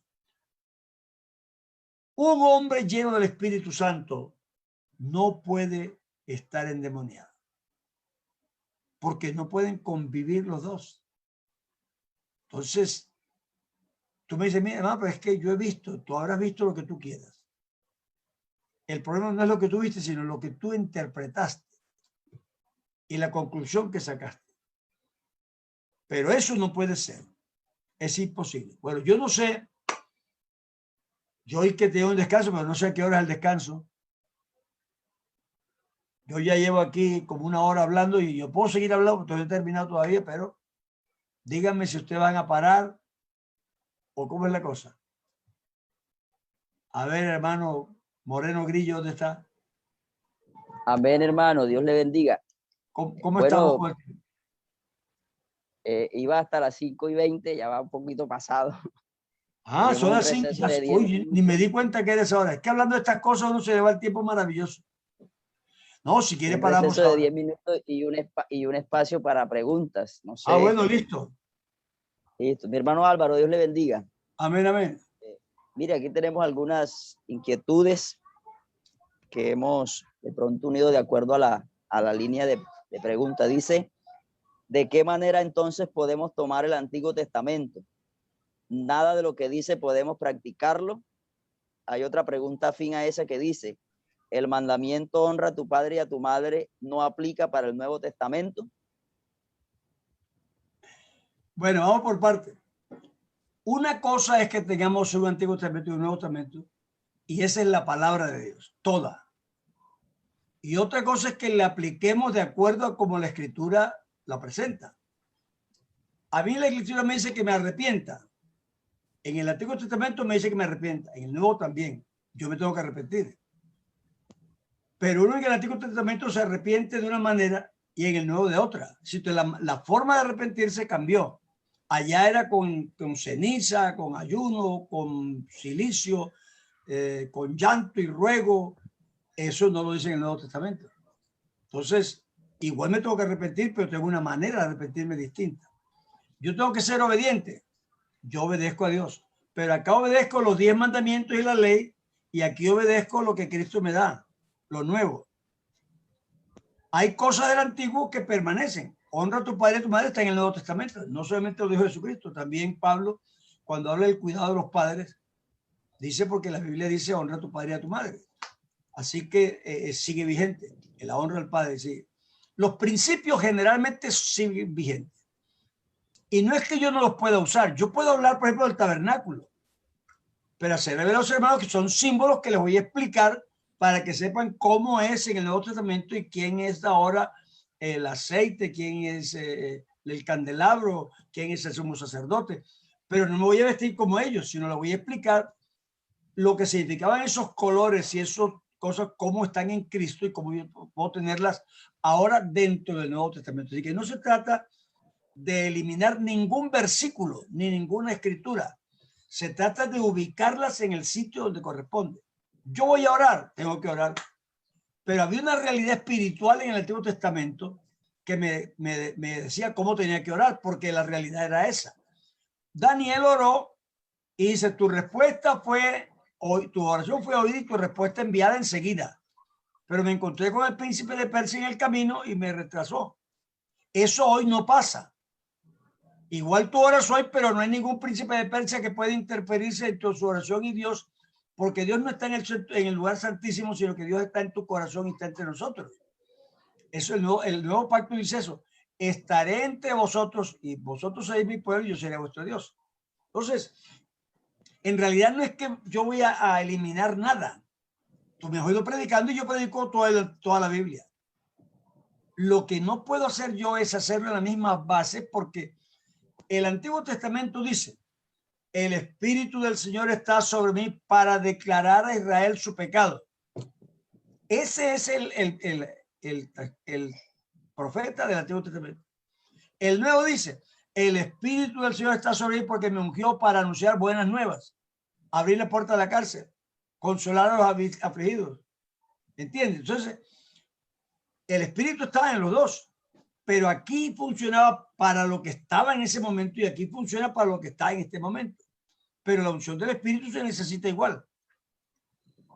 Entonces, yo creo que siempre que hablamos de esto, la persona siempre se cuestiona eso. No hay nada que cambiar. Estamos tratando de ubicar las escrituras para aplicarlas como conviene.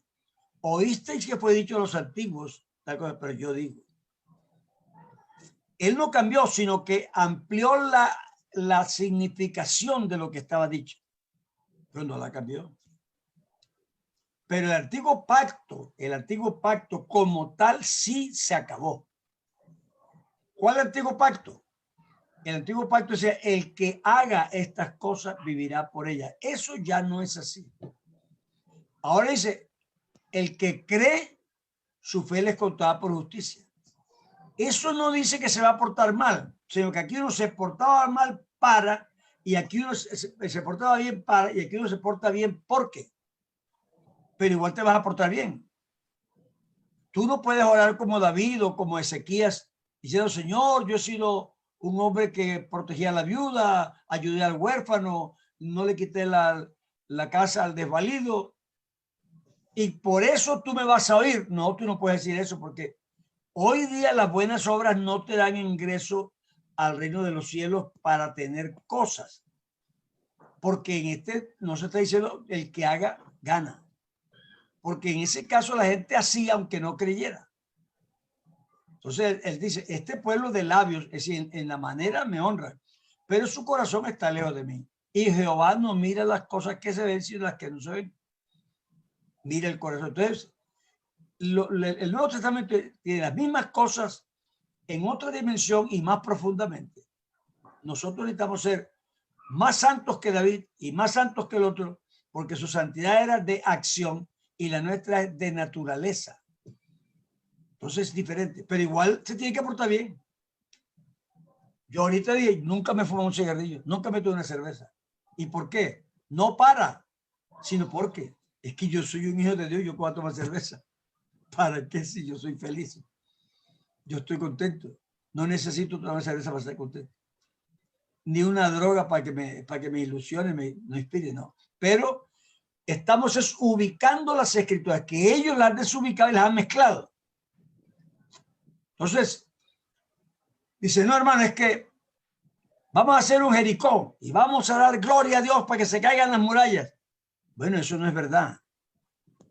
La Biblia no dice que las murallas se cayeron porque gritaron, ni porque marcharon. La Biblia dice, por fe cayeron los muros de Jericó por rodearlos 7 días, porque obedecieron lo que Dios les dijo y creyeron. No fue porque, no fue el grito ni el golpetazo en el suelo. Entonces nosotros ahora queremos fabricar lo mismo que ellos. Fíjate tú la equivocación de Elías. Elías dice que su pueblo había derribado sus altares, había matado a los profetas, abandonado el pacto y que lo buscaban a él para matarlo. Entonces Dios se da el trabajo de explicarle a Elías con una experiencia la equivocación que él tiene. Los judíos habían equivocado la causa por el efecto. Entonces hubo un viento que rompía las rocas. Entonces ese viento que rompía las rocas le recordó pronto el viento que partió el mar cuando entraron. Y ellos le llamaban a Dios el Rúa, que era un viento, un espíritu. No tiene la palabra espíritu. Entonces comparaban a Dios por lo que habían visto. Se mueve y todo, pero no se ve. Entonces él es como un viento. Pero Jehová no era un viento, porque en hebreo el verbo ser y estar es el mismo. El traductor dice, pero Jehová no estaba en el viento, pero Dios está diciendo, Jehová no era un viento. Y entonces hubo un terremoto cuando él bajó en la montaña ya a entregar las tablas, pero Jehová no era un terremoto. Y vio un fuego. Cayó fuego porque oró Elías, pero Jehová no era un fuego.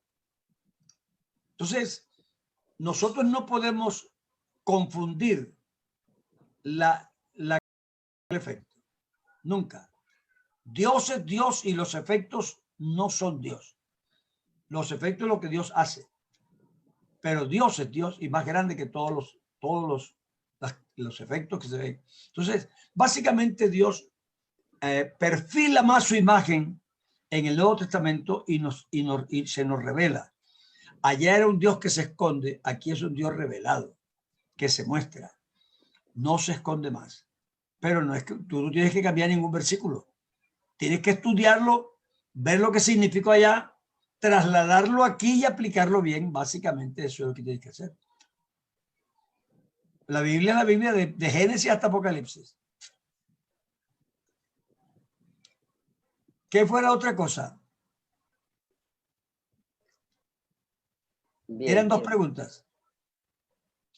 Señor, bueno, hermanos, hay otra pregunta aquí que dice, ¿cómo interpreta el versículo que dice el que practica el pecado es del diablo? Eso está en el Nuevo Testamento. Sí, señor. Pero ¿cómo lo quiere que lo interprete? Si él lo dice clarito. El que practica el pecado es del diablo. Vea, es que por eso he dicho, no es posible que usted diga que está lleno del Espíritu Santo y tiene un demonio. Y no es posible que usted diga que usted está salvo, nueva criatura, y usted es un mentiroso. Los hermanos creen que una mentira no es grave, pero la Biblia dice que los mentirosos no entran al reino de los cielos. Entonces, no es porque hiciste una mentira, es porque esa mentira es fruto de lo que tú realmente eres y no de lo que pretendes ser. Entonces, el que hace pecado, el que practica, ese que continuamente practica el pecado, es del diablo. Esa persona no es, hermano, es que uno es débil, no. Débil eres tú en la carne, pero si tú tienes a Cristo, tú eres poderoso en Dios. Así que eso no es una excusa. La Biblia sí dice que el que practica el pecado es del diablo.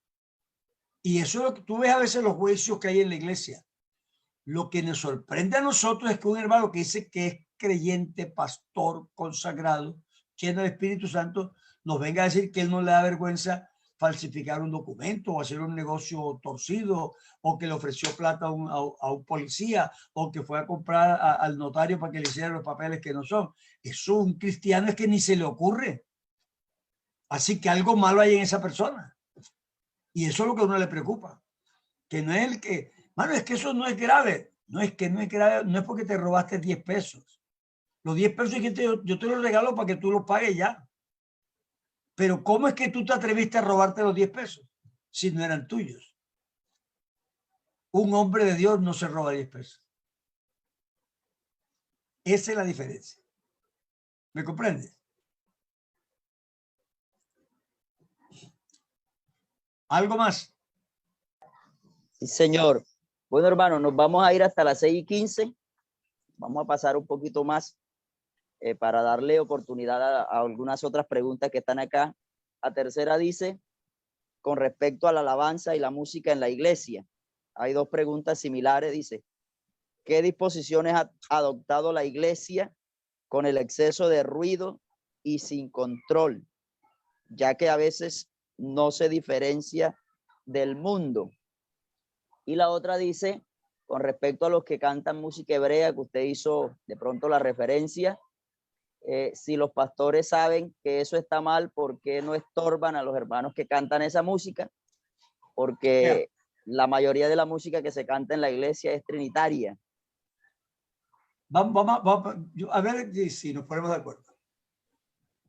El que yo enseñe que no podemos dejarnos meter el gol de que nos pongan a cantar en música hebrea, en el sentido de que esa música es la que hay que cantar, no prohíbe que yo cante una música que tenga música hebrea. Lo que estoy diciendo es que nosotros no tenemos por qué dejarnos imponer esa música como si esa fuera la forma en que hay que cantar. Y eso es lo que dicen los neopentecostales y los mesiánicos, que es que el idioma hebreo vino del cielo y que el idioma hebreo es sagrado y que es que hay que leer la Biblia en hebreo y que el nombre de Jesús hay que decirlo en hebreo. Entonces, eso es falso. Pero si yo digo el nombre de Jesús en hebreo, no es ningún pecado. Porque sé el nombre. Si yo estuviera en Israel, yo diría el nombre de Jesús en hebreo, no en castellano. ¿Por qué? Bueno, porque estaba en Israel. Entonces, no tomemos las cosas como tan así a extremismo, porque es por eso que viene el problema. Entonces, yo no veo mal que una persona cante un coro que tenga música hebrea. Pero cuando tú insistes en cantar esa música hebrea y hasta lo dices así con esa admiración, uy, hermano, qué linda la música hebrea, es que esa es la música que hay, tú estás cayendo en algo malo. Eso es distinto. Pero uno puede cantar la música que sea hebrea, o que sea china, o que sea japonesa, o que sea de otra parte, y eso no es un pecado. Estamos hablando en el contexto del neopentecostalismo, en el que se da un valor a eso que no tiene. No es ningún pecado que yo esté predicando y cite una palabra en hebreo para explicar el significado de un versículo, porque ese fue el idioma original en que se escribió y a veces ayuda a la explicación. Pero si yo insisto en que es que, hermano, es que eso hay que aprenderlo en hebreo, porque es que si no es en hebreo, eso ya no dice, yo estoy mal. Porque le estoy dando un valor al idioma que no tiene. Un idioma es solo un vehículo de expresión para la comunicación entre personas, nada más. Ninguno es sagrado. Entonces, ninguna palabra ni ningún idioma tiene un valor absoluto sagrado que si no se dice, eso sí sería ya como un casi una cosa mágica. Y esto no es mágico. Pero no hay nada malo que uno a veces explicando dice una palabra en hebreo para explicarla. O una palabra en griego. No se trata de eso. Se trata de que estas personas predican que es que ese es el idioma en que hay. De hecho, me mandaban en esta columna en hebreo y aquí en este en castellano. Pero debía aprender a leerlo en hebreo. Porque ese es el idioma que Dios habló. Dios no habló hebreo. De hecho, cuando Abraham habló con Dios, Abraham no hablaba hebreo. Porque el idioma hebreo es mucho más reciente. Abraham era un hombre que nació en Ur de los Caldeos y hablaría babilonio. Él no hablaba cuál hebreo si no existía. Entonces, ese sí son locuras de uno. Y el idioma hebreo duró más de 400 años formándose. Porque ellos estuvieron esclavos en una tierra donde no se hablaba hebreo. Así que eso sería una mezcla de egipcio con arameo, con todo ese poco idiomas que se veían alrededor. Así que eso no es verdad. Pero no es que sea ningún pecado que yo diga una palabra en hebreo. Lo que pasa es que uno tiene una tendencia con los símbolos, con el idioma y con la música en que si no es así, como que así se es más bendición, como que sí es más espiritual, como que sí es más genuino, y eso no es cierto. Pero no es que sea pecado que yo mencione una palabra en hebreo, porque imagínense, eso sería igual que si la menciono en inglés o en francés. Igual. Señor, gracias, hermanos. Bueno, aquí hay otra pregunta que es similar. Dice, según los judíos, según los judíos, Jesús de Nazaret es el diablo, porque según ellos la J no existe en el alfabeto hebreo. Y el nombre de Jesús es innombrable. ¿Qué piensa de eso? Es que es una equivocación que hay, hermano. Primero, el nombre de Dios no es innombrable. Y por eso digo que la teología hebrea no es la nuestra. Ellos pensarán lo que quieran y dirán lo que quieran. Pero eso quiere decir que eso es lo que nosotros tenemos que creer. Si nadie puso a los judíos a enseñarle cristianismo a la gente porque ellos no son cristianos. El nombre de Dios no es que sea innombrable. El nombre de Dios es que por reverencia, los hebreos no lo enunciaban. Porque decían que la Biblia dice, no tomarás el nombre del Señor en vano. Entonces, para no de pronto caer en esa categoría de usarlo ligeramente o abusivamente, ellos no lo pronunciaban, no porque era innombrable, sino porque ellos por respeto no lo hacían. Yo me llamo Álvaro. Entonces mi mujer me dice, Álvaro, tal cosa. Pero si tú me hablas, tú no me dices Álvaro. Tú me dices, oye hermano, ¿cierto? O hermano Álvaro, cuando mucho. Entonces, no es que tú no puedas decir Álvaro, sino que tú dices, es que el hermano es más viejo, entonces pastor, entonces por respeto me dice hermano Álvaro. Eso es lo que ellos hacían con Jehová. Por ser un nombre santísimo del santo, ellos procuraban no mencionarlo para no caer en la categoría de usar el nombre de Dios en vano. Entonces no lo pronunciaban y lo reemplazaban por otro nombre. Adonai o el Shaddai, o cualquier cosa. Entonces, pero no que ellos no lo pudieran mencionar. Así que eso es falso. Y la J ni es sagrada ni es diabólica. Es una tontería. El que dijo eso no sabe lo que está diciendo.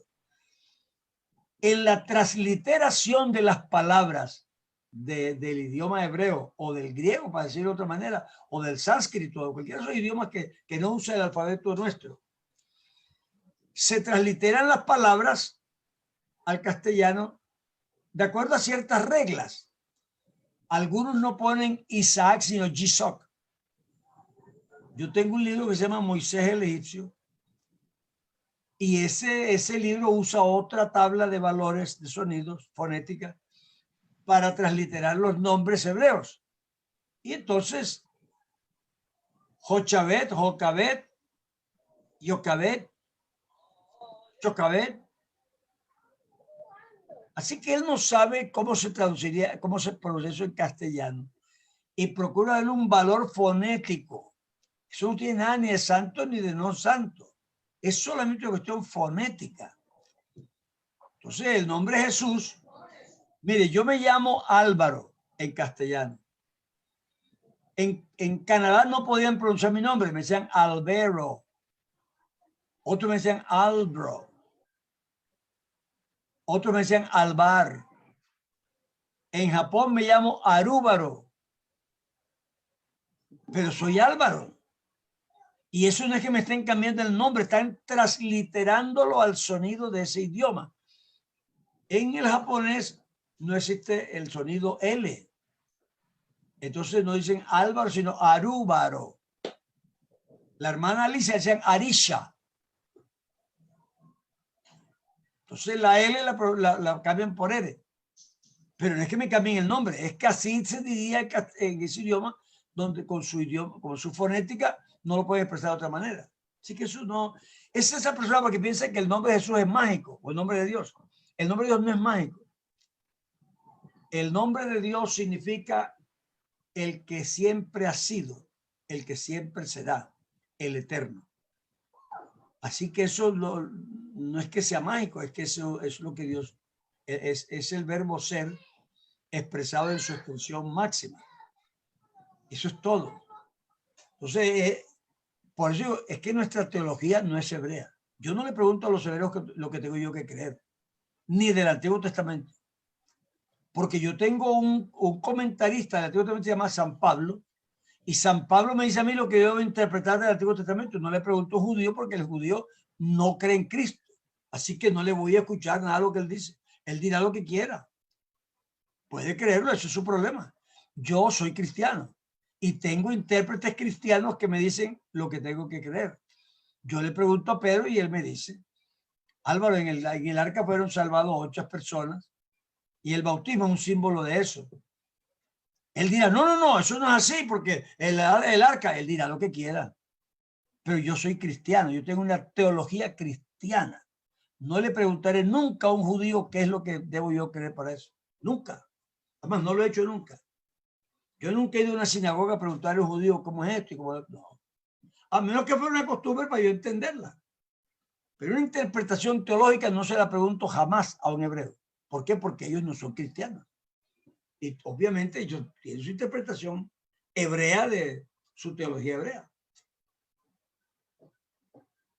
Bien, mi hermano, hay 2 preguntitas más aquí, que ya el tiempo definitivamente se agotó. Dice, ¿qué se puede decir de la manipulación de las emociones y el neopentecostalismo? Bueno, es que prácticamente en eso es que se fundamenta el neopentecostalismo. Ve, hermano, yo creo que vamos a ver si, porque es que uno habla y las personas tienen unos prejuicios que ya entienden las cosas de otra manera. Entonces, por eso hacen ciertas preguntas, porque les cuesta entender, porque ya hay unos prejuicios. No hay nada malo con las emociones. No hay ningún ser humano que no tenga emociones. ¿Me entiendes? Es decir, yo lloro, también me río, también me enfado, también me asusto. Esas son emociones comunes a los... Bueno, ahora, si tú me ves descuidado y me haces ¡japa!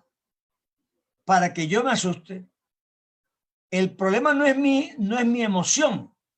El problema es que tú me estás manipulando la emoción y me estás haciendo sentir lo que yo sentiría si tuviera miedo, cuando en realidad no tenía por qué tener miedo, porque lo que tú estás haciendo no debe dar miedo. Entonces tú me muestras un pedazo de oro y me dices, hermano, tengo el gusto de regalarle esto porque yo me encontré un pedazo de oro y me quedé con uno y doy el otro. Yo me voy feliz. Cuando llego a la casa resulta que es pintura dorada y es un poco de plomo. Entonces, no hay nada malo en que yo me ponga feliz, pero sí no es verdad ni auténtico que yo me alegre por un pedazo de oro que no es oro sino plomo. Entonces, lo que pasa en un culto no es la emoción. Si yo estoy predicando y siento llorar, yo lloro, no importa. Pero que yo, verdad, sienta eso porque lo que estoy diciendo me emociona de verdad y lloro. Pero no que yo me pare allí expresamente a hacerte llorar porque tengo que conseguir que llores y entonces yo me pongo a llorar fingiendo como quien hace un poema, una recitación, y te hago llorar. Y cuando termino, Dios le bendiga, gracias, me estoy riendo cuando tú estás llorando. Entonces yo te estoy manipulando. Entonces, si yo cojo un coro, que yo sé que es el fogoso, que ese sí pone a la gente de él, y vamos a cantar, echó a la mar, quien le perseguía, jinete y caballo. Entonces, claro, yo estoy buscando que tú te emociones. Eso no es bendición de Dios. Eso no es que sea un pecado. La emoción no es ningún pecado, pero yo te la estoy manipulando. Si yo canto, ya yo sé con qué coro se calientan y con qué coro se calman. Entonces, yo estoy manipulando. Pero si cantamos un coro cualquiera y tú te emocionas de alegría o lloras de emoción porque tú tienes todo el derecho y eso es genuino. Lo que siempre se ha intentado decir es que no manipulemos a las personas. Entonces yo me busco una peliculita de internet, un videoclip que haga llorar a la gente. Tú no has entrado en internet, el poco de videoclips que hay ahora, de que cómo se trata bien a la gente. Y llega alguien a buscar trabajo y resulta que el que está limpiando la puerta lo maltratan y todo. Y al final resulta que el que está limpiando la puerta era el jefe. Uno siempre le impresiona y le da dolor. O hacen un videoclip sobre un muerto y los hermanos creen que eso es muy bueno, que es pedagógico. Bueno, será pedagógico, pero tú estás haciendo llorar a la gente de forma irregular. Esa gente no tiene ganas de llorar, sino que tú le has creado una emoción porque le hiciste una obra de teatro o algo y te pusiste a llorar y me arrepentí, hermano, y llora y la gente llorando y tú después que terminas te echas a reír, das gracias por el Señor, gracias, y tú no estabas llorando nada. Hiciste llorar a todo el mundo porque lo manipulaste como una telenovela que se ve y que te hace llorar una película. Entonces, estamos pensando es que las personas tengan emociones genuinas, que se está cantando, yo pertenezco a Cristo y Él pertenece a mí. Bueno, a uno no le da emoción, pero el otro que estuvo en la droga, que andaba con prostitutas, que pertenecía a una vida arrastrada y pronto acordarse que Él pertenece a Cristo y le da una alegría y una emoción y llora o levanta la mano, tiene todo el derecho de sentir esa emoción porque es genuina. ¿Yo por qué se la voy a prohibir? Pero no me para yo y mira, allá está el hermano, voy a cantarte algo, yo sé que ese coro lo va a derretir. Eso ya es una manipulación. Y por desgracia, el músico moderno quiere hacer eso. Eso es lo que hace en el mundo, lo que hace Shakira, lo que hace Bosé, lo que hace todo el mundo. Porque hay que ser actor, porque hay que hacerlo bien, porque hay que proyectar la emoción. Y si tú vas a una escuela de teatro para aprender cómo hacer teatro en la iglesia, te van a enseñar a cómo manipular la gente. Eso es lo que te van a enseñar. Porque bueno, porque hacer buen teatro es saber cómo se hace llorar a nosotros, cómo se hace sentir. Eso no es un pecado, pero eso es un engaño en el caso nuestro. Porque en el caso nuestro nosotros decimos que el Espíritu Santo se mueve y produce eso y nosotros no creemos en eso, sino que tenemos que inventar un videoclip para hacer llorar a la gente. Entonces tienes que tener cuidado con eso. Pero las emociones son naturales, son normales. Y yo creo que aquí todos a veces reímos, a veces lloramos, a veces hasta nos da ganas como de saltar de alegría. Bueno, y esos son los seres humanos. Lo que yo no puedo hacer, hermano, alegres, hermano, muestre. Muestre que está alegre, no puede sacar. Bueno, tú quieres obligarlo a que él parezca alegre aunque no esté. Yo nunca hago eso. Yo predico y entre todo lo que digo, algunas cosas te producen alegría, otras no, otras te dan tristeza, otras te hacen sentir pecador. Y depende de lo que sientas, tú también reaccionas emocionalmente. A mí no me interesa cómo tú reaccionas emocionalmente, yo te voy a decir lo que yo te tengo que decir. Y lo que pasa emocionalmente contigo es problema entre tú y Dios. Entonces, básicamente eso es lo que hablamos, pero no que sea que no pueden sentir o que no pueden alegrarse. No, sería el colmo.